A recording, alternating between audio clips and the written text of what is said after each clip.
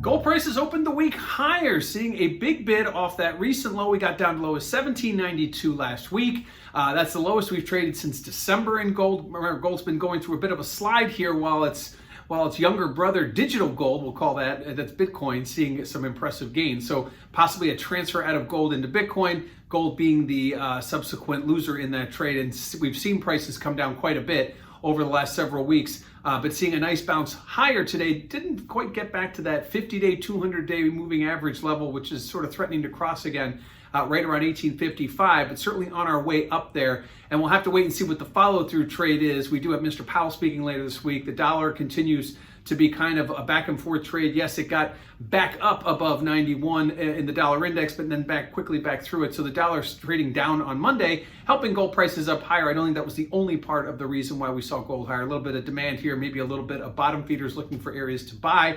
Certainly there is more upside for gold if you add in what's going on fiscally, if you add in what's going on with the Fed, and if you look at possibly the economy not getting the jump start that we thought it had towards the end of last year and into this year. So jobs sort of staggering here. The number last week sort of maybe fearing the market a little bit. That's why we've seen gold moving higher. And lastly, the positioning trade that we've seen. Not a whole lot of change in last week's positioning, but it does go back prior to that big sell-off below 1800. So it will be interesting to see if speculators held on throughout that down trade and added as we bounced higher. Most likely they got out on the way down and probably got back in on the way up. So it may be a zero-sum game, but it still will be interesting to see if that number remains the same, goes down or goes higher. We won't know that until this Friday.